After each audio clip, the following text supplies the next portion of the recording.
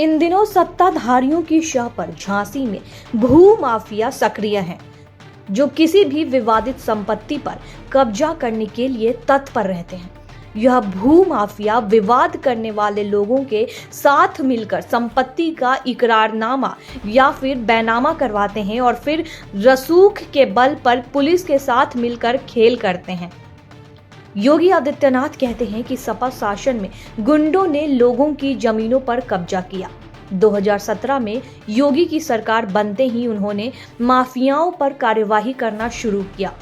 5 साल बेहतर सरकार चलाने के बाद लोगों को भरोसा हो गया था कि अब प्रदेश में गुंडा राज नहीं चलेगा, लेकिन अब फिर से सत्ता में कुछ लोग ऐसे आ गए हैं जिनका काम ही गुंडागर्दी के बल पर लोगों की संपत्ति कब्जाना है।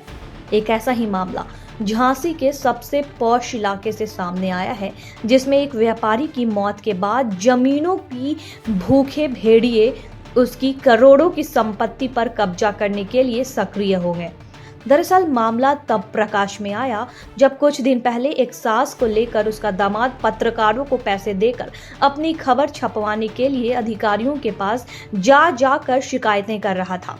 इस पूरे मामले में जानकारी मिली तो पता चला कि झांसी के सिविल लाइन स्थित होटल ड्रीम लैंड और उसके सामने बना एक बंगला इस विवाद की जड़ था। इस बारे में होटल की संचालक प्रेरणा साहू से पता चला कि करीब 3 माह पहले उसके पति संजय साहू, जो इस संपत्ति के अकेले वारिस थे, उनकी मृत्यु हो गई थी। इसके बाद प्रेरणा ने उनके इस कारोबार को अकेले ही संभाला, लेकिन इसके बाद से ही उनका बहनोई आशीष संजय की संपत्ति को हड़पने के लिए हर कोशिश कर रहा है। इस साजिश के तहत उसने प्रेरणा की सास को अपने साथ मिला लिया।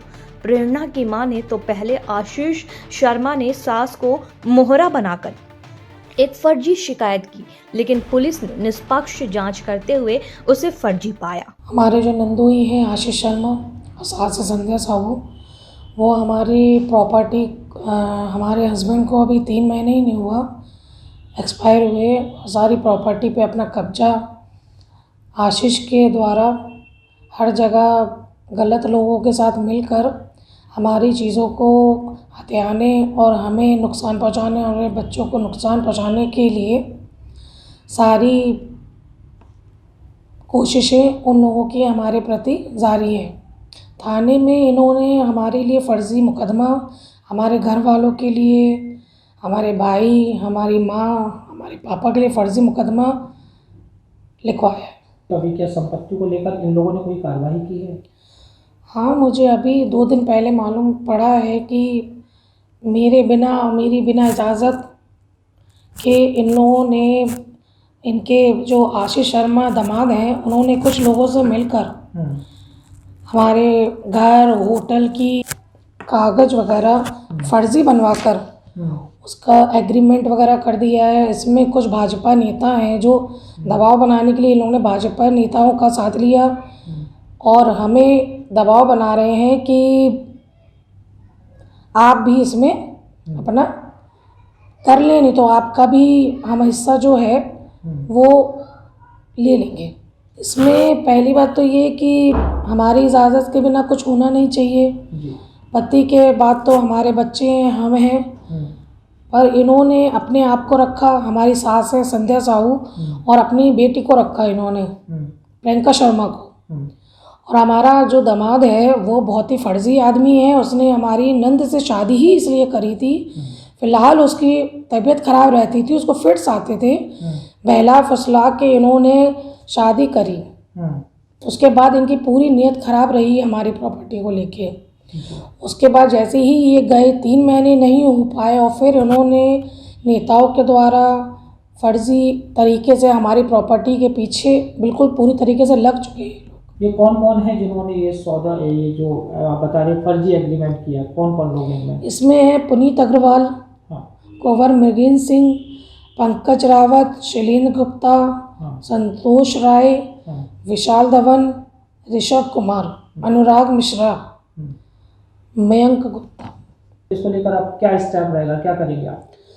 हम बिल्कुल अपने बच्चों के अधिकार के लिए DIG, SSP हर जगह जाने को तैयार हैं और हम जाएंगे। अगर ये गलत चीज़ें होंगी तो, क्योंकि ये चीज़ें हमारी पुरानी चीज़ें हैं, इसको तो हम बचाएंगे अपने बच्चों के लिए। अच्छा, आपने बोला कि भाजपा नेता हैं, तो क्या भारतीय जनता पार्टी के जो और नेता हैं इनके पास, किनके पास जाएंगे आप?